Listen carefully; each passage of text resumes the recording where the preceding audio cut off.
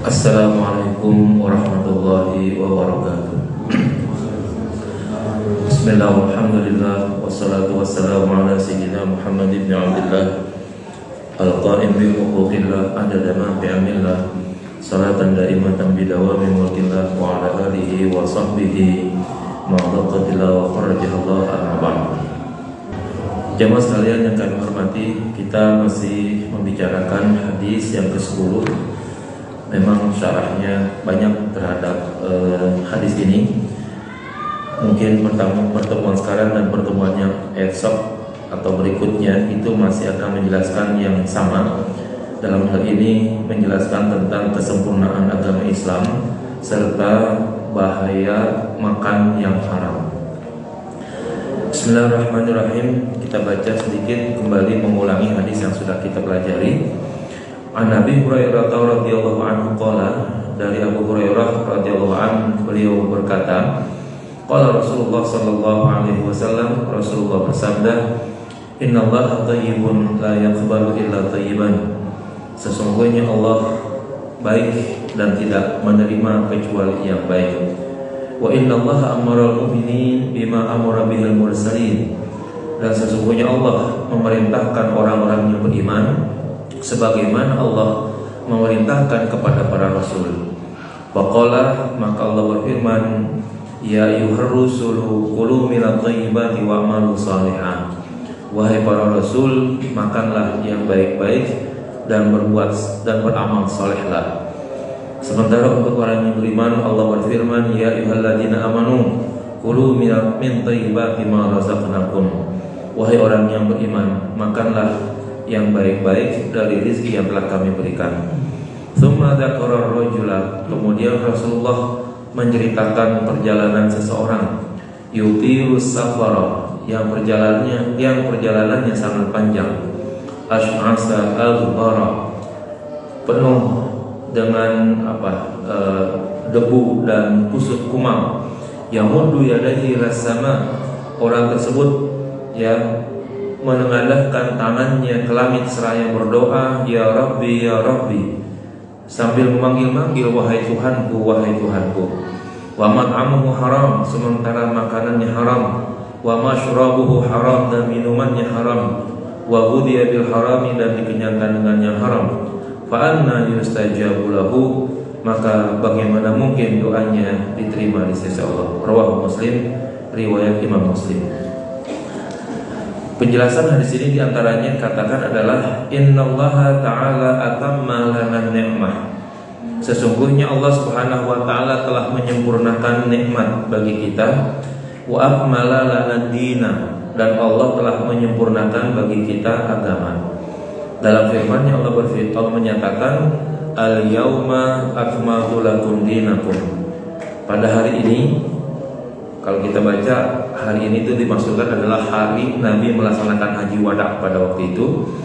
Pada hari ini akmaltu lakum dinakum, aku sempurnakan bagimu agama kamu, wa atmamtu alaikum nikmati, dan aku cukupkan bagi kalian nikmat-nikmatku, wa raditu lakumul islam madina, dan aku rela Islam menjadi agama kalian. Nah, di dalam kesempurnaan, di dalam agama Islam itu dikatakan fakama anna Islam nazama ibadah kada nazama muamalah. Sebagaimana Islam mengatur tata cara ibadah, maka Islam juga mengatur muamalah, hubungan sesama manusia atau bentuk-bentuk transaksi. Ini mungkin yang menjadi bagian kesempurnaan dan keutuhan agama Islam, yang apabila mungkin kita koreksi di hadapan agama-agama yang lain, mungkin agama yang lain tidak memiliki aturannya yang selengkap terhadap dibandingkan dengan agama Islam. Nah, bayyana fihima al-fuqaha al-halal wal haram. Kemudian di dalam adanya ibadah tersebut dan muamalah tersebut, para alim ulama khususnya ilmu fikih, ahli-ahli fikih itu menjelaskan di dalamnya hal-hal yang dihalalkan dan hal-hal yang diharamkan. Allah berfirman, wa ahallallahu al-bai'a wa harrama riba. Ya, Allah menghalalkan jual beli dan mengharamkan riba. Maka atas dasar ini faqad hatha 'alal kasbil mubahi wa ja'alahu minan din. Atas dasar ini maka Allah memberikan motivasi untuk berupaya mencari rizki, mencari penghidupan itu dengan cara yang dibolehkan, dan upaya tersebut dijadikan sebagai bagian daripada agama. Ya, artinya apa sekarang nih? Kalau kita berupaya, apapun upaya kita, berusaha, ya, gampangnya mencari nafkah lah, ya, diminta oleh agama untuk mencari nafkah yang diperbolehkan. Dan mencari nafkah yang dibenarkan dan diperbolehkan tersebut itu adalah masuk dalam kategori ajaran agama. Jadi kalau kita berbisnis, jangan dianggap itu sesuatu yang lepas dari agama. Tidak. Ya, bisnis kita itu adalah bagian daripada ajaran agama kita. Pekerjaan kita, dagang mungkin, ya, apa saja yang kita kerjakan itu bagian daripada agama kita. Manakala itu masuk dalam kategori yang halal, maka di dalamnya akan ada ridha Allah Subhanahu wa taala. Tapi kalau di dalamnya, ya, ada usaha-usaha yang haram, sangat memungkinkan Allah akan murka kepadanya. Allah berfirman, ya ayyuhar rusulu kulu minat thayyibati wa'malu shalihan. Dan wahai Allah berfirman, wahai para rasul, makanlah dari yang baik dan beramal solehlah. Sementara pada hak orang yang beriman, Allah berfirman, ya ayyuhalladzina amanu kulu min thayyibati ma razaqnakum. Wahai orang yang beriman, makanlah yang baik dari rezeki yang kami berikan. Mengomentari ini, maka Imam Ahmad mengatakan, qala al-Imam Ahmad rahimahullah al-aqlu minad dini. Ya, Imam Ahmad menyatakan makan itu adalah bagian daripada agama.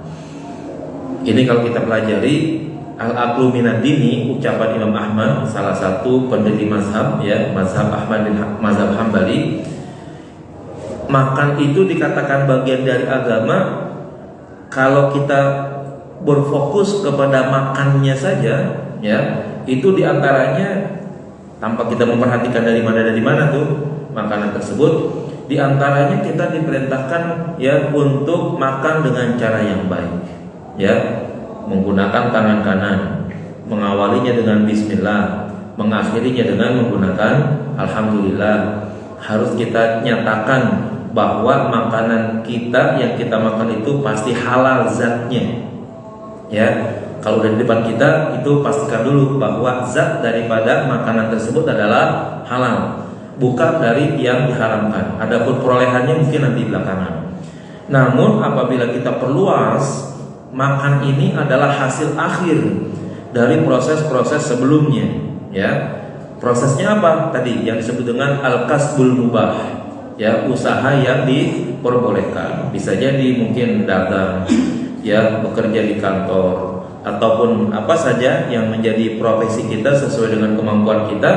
Kalau itu merupakan yang halal, sampai akhirnya kita mampu membeli makanan, ya, membeli makanan yang kita cicipi. Nah, proses-proses mulai dari kita bekerja sampai makanan itu hadir di hadapan kita, maka itu semuanya harus diambil dari, ya, usaha yang halal dan memakan makanan yang halal.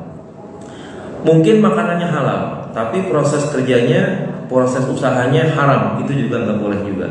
Ya, mohon maaf, nasi yang kita makan kalau diambil dari proses mencuri, ya, berbohong, menipu dan lain sebagainya, maka zat makanannya halal, tetapi proses pendapatannya haram.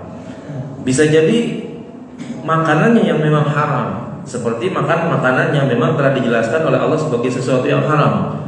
Hurrimat alaikumul maitatu waddamu walahmul khinzir, misalnya diharamkan bagi kalian, ya, makan darah, bangkai, daging babi dan seterusnya yang dinyatakan dalam agama sebagai sesuatu yang telah diharamkan. Mungkin kasabnya, usahanya halal.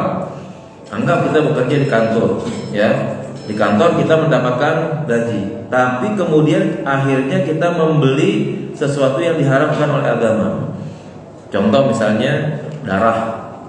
Mungkin bahasa kita kenal tuh ada yang namanya marus tuh ya, darah yang dibukukan. Nah, itu kan ada tuh yang jual. Bagi umat Islam, mencicipi makan darah itu adalah sesuatu yang haram, walaupun diperoleh dengan uang yang halal, maka akhirnya juga akan menjadi haram juga. Jadi dengan demikian, halal itu halal dari mana saja? Halal dari luar dalam proses pendapatannya, dalam hal ini adalah kasab kita. Halal dari zat yang kita makan. Itu dua-duanya harus terpenuhi. Salah satunya haram, maka dinyatakan haram semuanya, ya. Nah, ini yang perlu kita perhatikan. Fal muslimu mas'ulun an jami'i a'malihi wa tasarrufatihi. Setiap orang muslim dimintakan pertanggungjawabannya terhadap semua perbuatan dan pengelolaannya, ya. Artinya pekerjaan kita, transaksi kita itu semuanya nanti dimintakan pertanggungjawaban oleh Allah Subhanahu wa taala, ya, agar setiap yang kita kerjakan nanti itu ada penilaiannya di sisi Allah Subhanahu wa taala. Maka dengan demikian, ya, pekerjaan kita itu bukanlah urusan dunia, ya. Usaha kita tuh itu bukan semata-mata urusan dunia, tapi juga itu adalah urusan akhirat, karena itu bagian daripada agama. Rasulullah bersabda, "Lan tazula qadama 'abdin yaumal qiyamah hatta yus'ala an arba'in khisalin." Tidak akan bergeming, ya, tidak akan bergerak, tidak akan berpindah dua tapak kaki manusia, dua tapak kaki hamba pada hari kiamat sampai dia dimintakan pertanggungjawaban 4 perkara, ya. Nanti di padang mahsyar mungkin kita di hadapan Allah, ya, di sana disuruh berdiri kita disuruh sambil menunggu keputusan Allah, ya. Kita nggak bakalan bergerak dari tempat tersebut sampai kita dimintakan 4 permasalahan ini untuk dipertanggungjawabkan. Yang pertama, an umrihi fi ma'afna, ya, usia ini diapain, dihabisi, ya. Fana itu lenyap, dilenyapkan. Usia kita yang begini banyak yang Allah kasih, kesempatan, waktu dan lain sebagainya, itu dipakai untuk apa saja sehingga akhirnya banyak yang tersia-siakan. Nah, jangan sampai nanti giliran Allah meminta pertanggungjawaban terhadap kita, ternyata banyak umur kita yang tidak ada nilai ibadahnya, ya. Coba kalau kita hitung, ya, kita hitung nih. Menurut ilmu kesehatan, ya, mungkin juga dokter-dokter hampir seluruh dunia sepakat bahwa tidur yang sehat, tidur yang baik itu bagi setiap orang paling sedikit dalam satu hari 8 jam. Itu orang udah banyak tahu yang kayak gitu, ya. Artinya 8 jam dalam satu hari, dan satu hari itu terdiri dari 24 jam. Maka dengan kata lain, 1/3 hari kita pakai buat tidur, ya. 1/3 hari berarti untuk tidur. Sekarang kalau kita kalkulasikan semuanya, usia kita misalnya Allah kasih, ya, 60 tahun untuk gampangnya, ya. Allah kasih usia 60 tahun. 1/3 dari 60 tahun itu adalah 20 tahun, ya. Berarti 20 tahun itu kita pakai buat tidur, ya. 20 tahun itu bukan usia, bukan waktu yang sebentar, ya. Waktu yang lama. Kalau seandainya tidur itu tidak masuk dalam kategori ibadah dan dianggap sebagai suatu perbuatan yang begitu saja begitu, maka tidur kita itu akan menjadi tersia-siakan. Maka tidur saja diarahkan oleh Rasulullah, ya. Di antaranya diawali dengan berwudu, kemudian diawali dengan membaca doa-doa, kemudian juga diikuti dengan pembacaan beberapa ayat-ayat yang penting, Al-Fatihah, Qul a'udzu binnas, Qul a'udzu falaq, ayat kursi, dan seterusnya. Semuanya itu diajarkan agar ketika kita tidur pun ada nilainya, ada pahalanya. Ya, kalau tidak, maka selama 20 tahun itu kosong nilainya kalau begitu. Berarti masih ada sisa 40 tahun. Apakah 40 tahun itu kita gunakan untuk beribadah? Ya, itu masing-masing kita harus koreksi lagi tuh. Kalau ibadah kita sholat lah yang paling banyak, misalnya 1 kali sholat ya kita habiskan misalnya waktu 10 menit saja, ya walaupun kurang misalnya, tapi kita hitung aja 10 menit. 10 menit itu dalam 24 jam baru ada 50 menitnya, ya baru ada 50 menit. Masih ada 23 jam 10 menit itu bukan buat sholat, ya. Maka banyak benar waktu-waktu kalau seandainya kita tidak gunakan dengan sebaik-baiknya dalam rangka beribadah kepada Allah, lenyap begitu saja umur kita tanpa ada makna. Kemudian Allah mintakan lagi wa an syababihi fima abla. Ya, masa muda itu kemana dihabiskan? Ya, mungkin kalau kita lihat dari usia, ya masa muda itu masuk dalam kategori usia antara ya 1 tahun sampai kira-kira 30 tahun itu masuk dalam kategori usia muda. Kemana tuh 30 tahun usia tersebut, masa muda tersebut Allah anugerahkan? Lalu untuk apa selama 30 tahun tersebut masa muda itu kita pergunakan? Kemudian wa an malihi min aina kasabahu wa fi ma anfaqahu, yang terkait dengan pembahasan kita. Dan Allah mintakan pertanggungjawaban terhadap hartanya, dari mana dia mengusahakannya dan kemana dia menyalurkannya. Untuk harta belakang dan depannya dipertanyakan, ya dari mana mendapatkannya dan kemana pengeluarannya. Ya, kalau dari awalnya pendapatannya bagus, masih diminta pertanggungjawabannya, pengeluarannya bagus enggak? Ya, pengeluarannya baik enggak? Yang terbaik dari pendapatannya bagus, ya pengeluarannya bagus. Nah ini bisa selamat. Yang dikhawatirkan satu, pendapatannya bagus tapi pengeluarannya buruk, ya usahanya halal tapi dia belikan sesuatu yang haram. Nah ini udah bagus tapi masih ada nilainya begitu, ya.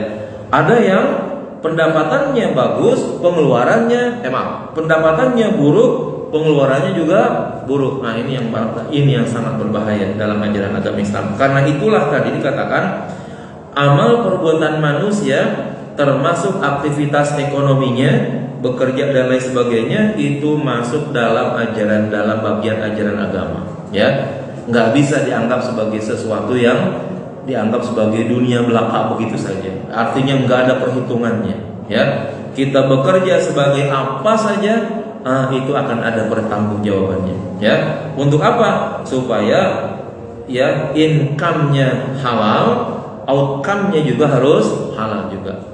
Jadi jangan disangka jadi tukang ojek itu kan urusan dunia, jadi pegawai itu kan urusan dunia, nggak ada pertimbangannya, ya. Jadi dokter, jadi apa segala macam dengan berbagai macam profesi itu urusan dunia, nggak ada urusannya dengan akhirat. Salah, ya. Dalam ajaran agama Islam itu semuanya adalah bagian daripada agama, karena itu nanti dimintakan pertanggungjawabannya. Kan semua orang sesuai dengan profesi dan kemampuannya, ya dia bekerja untuk menghasilkan sesuatu untuk keperluannya, ya mulai dari apa saja, termasuk mulai dari pejabat-pejabat dan sebagainya, itu kan usaha mereka, ya usaha manusia yang nanti akan dimintakan pertanggungjawaban oleh Allah Subhanahu wa taala. Yang berikutnya wa an ilmihi madza amila fihi, dan tentang ilmunya, ya apa yang ia pernah amalkan, pengetahuan yang pernah diperoleh dari mana saja, baik melalui membaca atau melalui talim-talim seperti ini, ya dia sudah mengamalkannya sejauh mana, ya. Mungkin tidak sedikit dari antara kita yang tahu tentang ya perintah sholat duha, ya perintah sholat malam qiyamul lail, ya perintah bersedekah walaupun sedikit dan lain sebagainya, mungkin tahu itu, tapi belum tentu ya manusia mau melaksanakannya. Ini yang paling berat. Mereka banyak tahu pengetahuan tapi belum tentu mau mengamalkannya. Nanti ilmu yang kayak begini dimintakan pertanggungjawaban oleh Allah Subhanahu wa taala. Yang paling baik punya pengetahuan yang baik, punya pengetahuan yang banyak, juga bisa mengamalkannya ya dengan baik juga. Nah, dengan kata lain kalau begitu ya, ada pertanggungjawaban terhadap apa yang kita kerjakan dan apa yang kita peroleh ya. Jadi kalau bahasa kita tuh, nyari duit itu bukan urusan dunia semata ya. Nyari nafkah itu bukan urusan dunia semata. Karena apa? Karena ada pertanggungjawabannya di hadapan Allah. Kalau seandainya ya nyari duit, nyari nafkah itu bukanlah sesuatu yang dimintakan pertanggungjawaban oleh Allah, mungkin itu dianggap sebagai sesuatu yang sia-sia saja ya. Contoh tidur itu dah ya. Tidur itu kalau seandainya kita hanya sekedar tidur saja, tidak diawali dengan berwudu, tidak diawali dengan membaca ayat, dengan membaca doa tidur dan sebagainya, bangun juga begitu saja, nah itu amal yang sia-sia. Mungkin nanti nggak dipertanggungjawabkan untuk masalah tidur ya. Nyaman itu tidur sih, karena orangnya mungkin nggak berbuat apa-apa, hanya ada di satu tempat tidur saja, jadi nggak ada nilai apa-apa. Tapi dalam hal berbuat, bekerja, mencari sesuatu untuk diperoleh, beda dengan tidur ya. Kalau tidur mungkin sangat memungkinkan tidak ada pertanggungjawabannya, karena orang tidur sulit untuk dimintakan pertanggungjawaban. Tapi bekerja, mencari nafkah, cari duit dan lain sebagainya, itu masuk dalam kategori sesuatu yang nanti dimintakan pertanggungjawaban oleh Allah Subhanahu wa taala. Rawahu Tabrani wal Bazzar, hadis diriwayatkan oleh Imam At-Tabrani dan Imam Al-Bazzar. Wal yakun hamul muslimi kasbal halal la kasbal mali. Dan hendaknya cita-cita besar dari orang muslim itu adalah mengupayakan yang halal, bukan semata-mata mengupayakan mencari harta. Ya, kalau sekedar mencari harta mungkin lebih gampang kali, ya. Tapi harus pertimbangkan harta itu harus halal, bukan semata-mata cari harta, tapi juga harus punya nilai halal. Banyak kan orang sekarang yang bilang, ya, mencari yang haram saja susah, apalagi yang halal. Kira-kira begitu, ya. Nah, kita nggak boleh begitu. Ya, sekuat tenaga, semaksimal mungkin tidak ada 1 rupiah kali kalau perhitungannya uang, pakai kita ya, uang rupiah kita itu, jangan sampai ada 1 rupiah itu muncul dari yang haram. Jangan sampai ada 1 rupiah keluar dari kantong kita menuju kepada yang haram.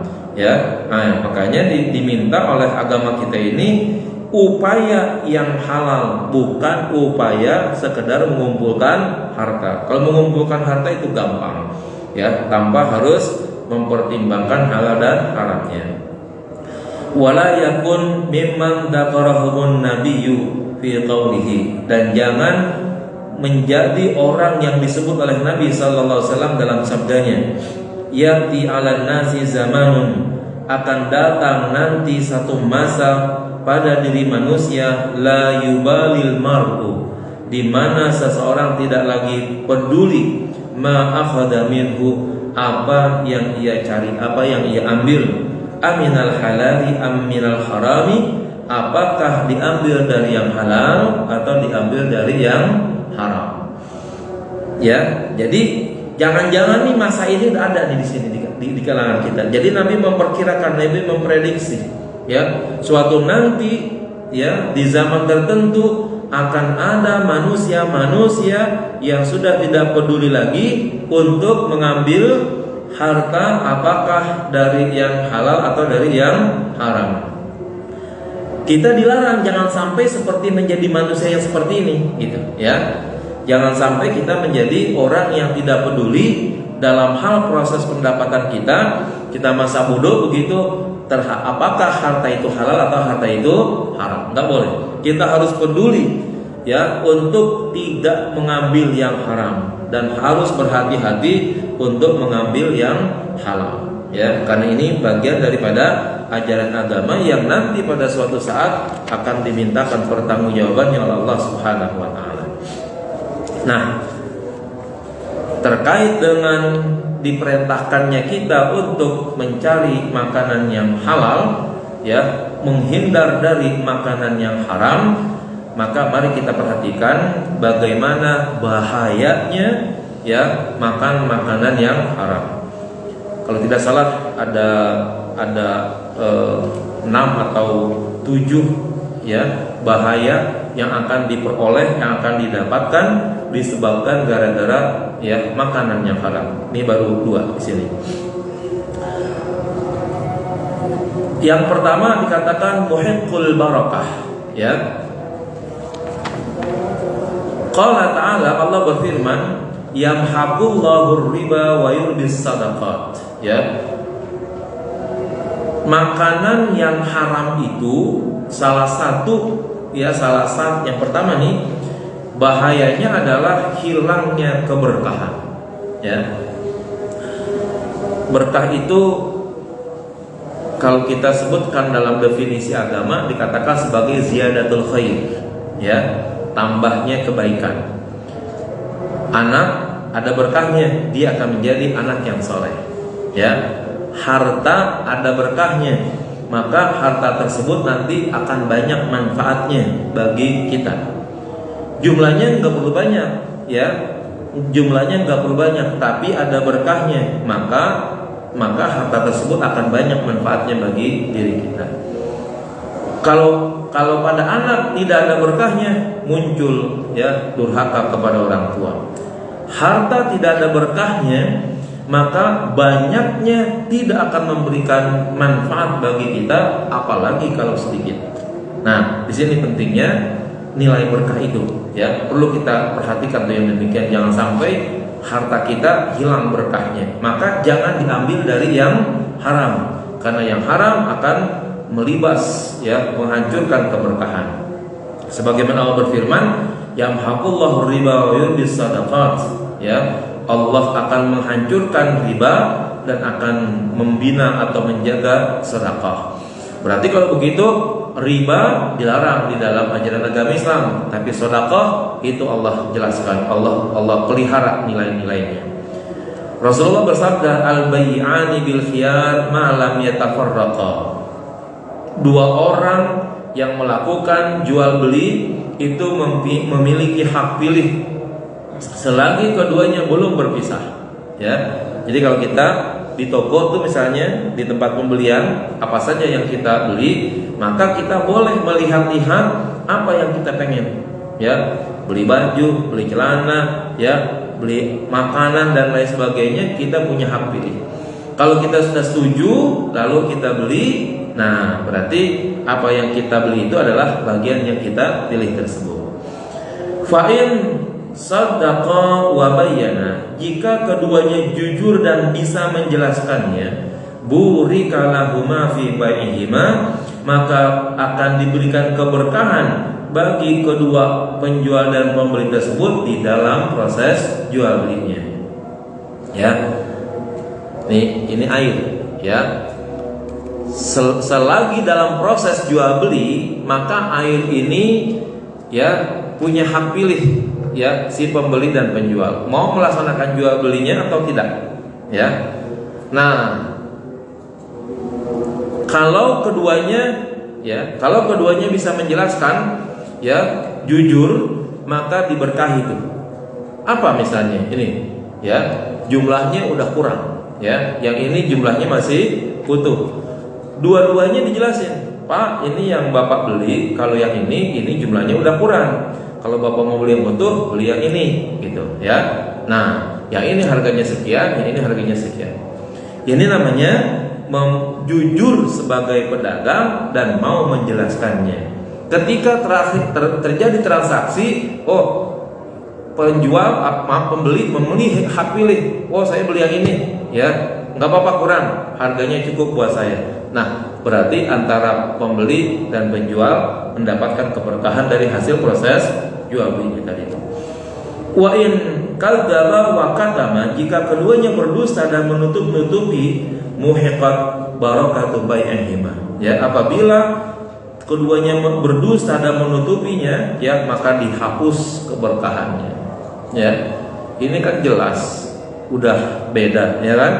Masih dibilang enggak, ini tetap sama, ya, kelihatannya aja beda, enggak ada pengurangan apapun, padahal jelas, ya, udah yang satu udah kurang, tapi dibilang sama.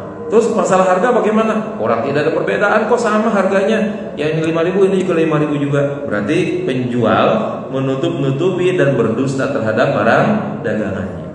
Banyak yang begitu kan model-modelnya ya. Pedagang buah misalnya ya kan, barang-barangnya yang busuk ya itu ya ditutup-tutupi busuknya ya dan lain sebagainya. Lebih-lebih lagi kalau kita lihat bagaimana kecurangan dalam menakar, dalam menimbang, dalam mengukur dan lain sebagainya, yang semuanya itu sangat memungkinkan di dalamnya ada tipuan atau menutup-nutupi ya keburukan dari barang yang tidak dijualnya. Kalau itu terjadi, maka hilanglah keberkahan dari proses jual belinya itu. Riwayat Bukhari wa Nasai, riwayat Imam Bukhari dan Imam Nasai. Fanzur fi aqibatil kidbi wa ta'amuli bil haram. Perhatikanlah ya akibat dari dusta dan transaksi yang haram. Min riba wa ghasyin wa ghairihi, baik dalam bentuk riba ya, tipuan dan lain sebagainya. Innahu muhiqqun lil barakah, bahwa sesungguhnya cara yang sedemikian itu akan menghanguskan keberkahan. Wa huwa zawalu barakatil mali alladhi akhadahu, yaitu hilangnya keberkahan pada harta yang diusahakannya. Wa in zada adadan, sekalipun mungkin bertambah jumlahnya ya.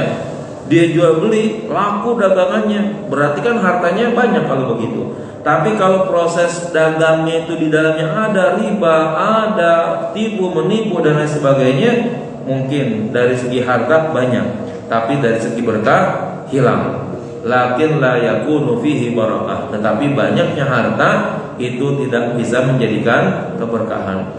Wa katsiru minan nasi al-yaum yashkuna min qillatil barakah ma kathratil ma, ya. Banyak manusia di era sekarang ini mereka mengadu ya, mereka berkeluh kesah ya sedikitnya keberkahan padahal hartanya banyak ya. Salah satunya tadi tuh ya, ada tipu, ada bohong. Ditambah lagi misalnya al-halfu munfiqatun lis-sil'ah mumhiqatun lil barakah. Bersumpah pada proses dagang itu mungkin bisa mempercepat lakunya dagangan tetapi menghilangkan berkah. Ya. Dalam proses jual beli sangat memungkinkan saya bersumpah. Sumpah Pak, saya demi Allah ini barang tetap sama walaupun ya kan, walaupun jumlahnya berbeda tetap sama. Tetap tuh dia ingin mengatakan, mempertahankan perbedaan itu sebagai sesuatu yang sama. Lebih-lebih lagi dia berbohong dengan harta. Ya, ini Pak harganya 5.000. Ya, kita pembeli menawar, bagaimana kalau 4.000? Oh, nggak bisa. Tadi udah ada yang mau beli 6.000, saya nggak jual. Ya. Padahal nggak ada tadi orang yang nggak ada yang awal-awal orang datang nggak ada yang mau beli, tapi dia bilangnya ini tadi udah ada yang tawar 6.000, saya nggak jual. Bapak lagi mau beli 4.000, nggak bisa ya, harganya 5.000 ini, 5.000 saya jual. Kalau enggak. Tadi aja yang mau beli begitu saya nggak jual kan. Nah ini berarti di dalamnya ada sumpah, ada bohong. Wallahi ya kan, sumpah bagus, ini barang bagus dan lain sebagainya. Apalagi sampai menjelekkan orang lain. Kalau bapak beli di sebelah, bapak beli di sana, oh itu mutunya jelek Pak, ini yang paling bagus yang saya jual. Nah ya, yang demikian itu akan menghilangkan keberkahan. Rawahul Bukhari, riwayat Imam Bukhari. Bagi bapak sekalian, ibu yang kerjanya dagang, hati-hati ya, jangan bersumpah tapi untuk mendorong bohong begitu.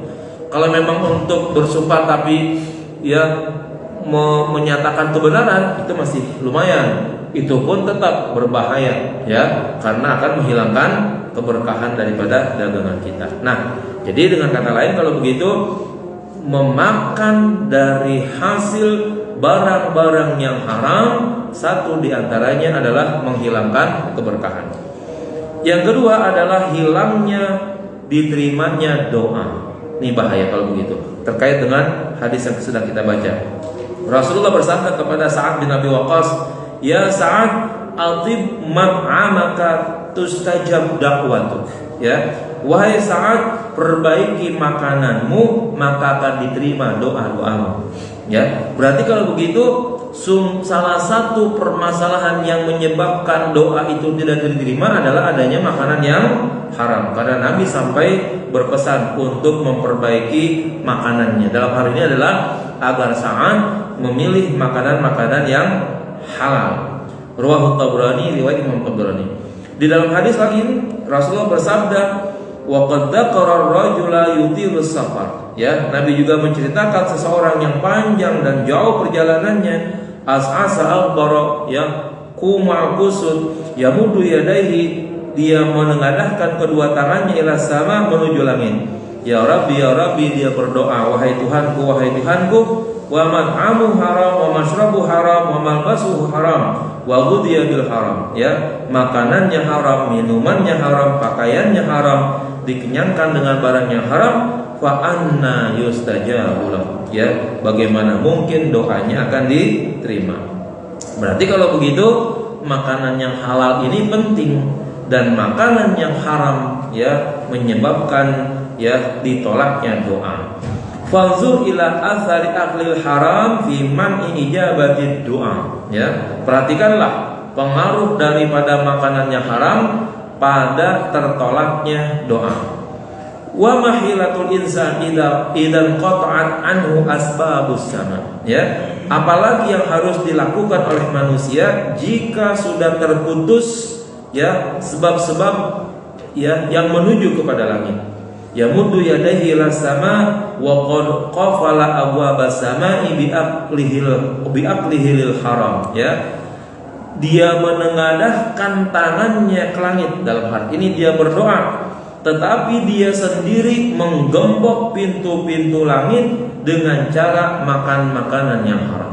Ya, jadi dengan kata lain, ditolaknya doa bukan gara-gara apa-apa ya, karena kita memang sudah menggembok pintu langit dengan cara makan yang haram. Ya, semakin besar makanan yang haram itu kita peroleh, atau harta kita yang kita peroleh itu semakin banyak dari yang haramnya, itu semakin besar dan semakin banyak gembok-gembok itu kita tutup pintu langit. Ya, kalau setiap orang ini punya pintu, maka dia sudah memantek pintu-pintunya dengan paku, dengan gembok dan lain sebagainya. Di mana gembok itu, paku tersebut adalah yang diambil dari barang yang haram tadi itu. Nah, seperti pintu ini, pintu masjid, kalau ini kita tutup semuanya dengan berbagai macam gembok dan setiap selnya kita tutup dengan gembok, maka semakin banyak gemboknya semakin susah untuk dibukanya. Satu gembok saja, satu kunci saja sulit kita untuk membuka pintu tersebut. Demikian juga pintu langit. Ya, kalau kita menguncinya dengan banyak gembok yang karenanya diambil dari yang haram tersebut, semakin susah nanti kita untuk membuka pintu tersebut. Ya, yang salah satunya itu muncul dari makan makanan yang haram. Fatib mat'amaka tustajab da'watuka. Ya, maka perbaiki makananmu. Dalam hal ini adalah ya menjadikan, berupaya untuk ya makanan kita itu berasal dari makanan yang halal, maka dari situlah akan diterimanya doa-doa kamu. Wala taqful abwabas samai bil haram. Jangan kamu menggembok ya pintu-pintu langit dengan barang-barang yang haram. Jadi tertolaknya doa itu bukan gara-gara apa gitu. Gara-gara kita sendiri sebelum berdoa sudah menggembok, menutup pintu langit dulu. Jangan-jangan kalau kita lihat dari sisi waktu, ya, makan kita dengan sholat kita dan doa kita lebih dahulu makan kita kali. Ya, contoh makan malam, ya, kita makan misalnya jam 7 malam, jam 8 malam. Kalau makanan itu makanan yang haram, berarti jam 8 kita sedang menutup pintu langit. Ya, jam 8 berarti sedang kita gembok pintu langit. Ya, kita jam 10 tidur, misalnya malam jam 2, jam 3 bangun. Ya, jam 2, jam 3 kita beribadah, kita mohon kepada Allah. Sementara jam 8 tadi kita menutup pintu langit kita. Ya, kita tutup dengan makanan yang haram, kita gembok langit tersebut. Ternyata jam 2 jam 3-nya dia pengen berdoa, di mana pintu doanya sudah ditutup dengan cara memakan makanan yang haram.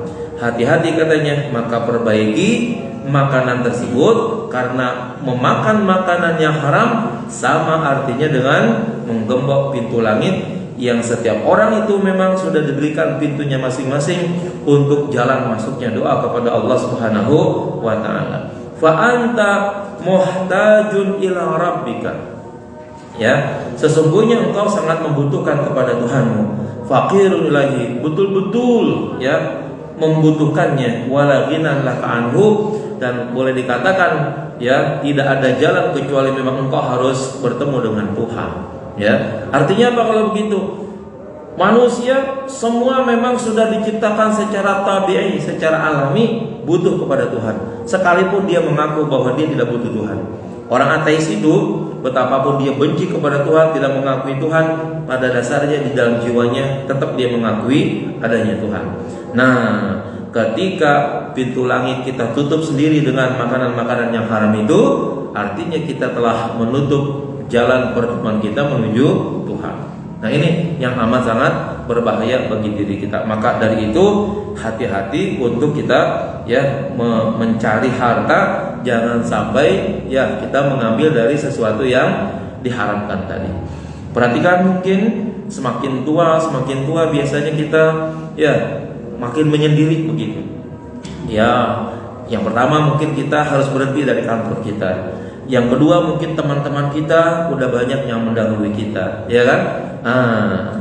Di saat-saat kita seperti itu, ya, di mana teman-teman udah banyak yang meninggal, di mana kantor sudah tidak lagi menerima kita, yang paling enak didekati tidak ada lain adalah mendekati Tuhan, mendekati Allah. Kalau pada masa-masa dahulu ternyata pintu langit kita gembok dengan barang-barang yang haram, maka di masa tua nanti kita sulit untuk bertemu dengan Tuhan. Sementara orang yang ada di sekitar kita sudah banyak yang pergi, sudah banyak yang tidak lagi mau menemui kita. Teman-teman yang di kantor kan bisa jadi sudah tidak lagi mau menemui kita lagi, karena kita udah tua, udah pensiun dan sebagainya. Mereka mungkin masih ada di kantor, masih siap setiap hari bekerja dan lain sebagainya. Kita yang sudah keluar dari kantor udah nggak bisa bekerja lagi. Teman-teman yang seangkatan kita mungkin udah banyak yang meninggal dunia. Lalu siapa yang mau kita dekatkan? Ya, anak-anak di rumah juga udah dewasa, ya kan? Mereka mungkin udah keluar dari rumah kita. Kalau kita masih punya istri, ya masih bagus, masih ada teman, ya. Kalau sudah tidak ada, oh itu lebih bahaya lagi. Ditambah lagi, ternyata pintu langit masa dulu kita bekerja, masa dulu kita mencari nafkah, sudah kita pantekin tuh, ya. Kita gembok langit-langit tersebut dengan pintu-pintu, dengan gembok-gembok, ya, dari makanan yang haram. Wah, manusia sudah tidak mendekati kita, Allah pun kita tutup pintunya untuk kita datang ke sana. Maka ini merupakan satu kerugian besar yang terjadi dari proses makan makanan yang haram tersebut.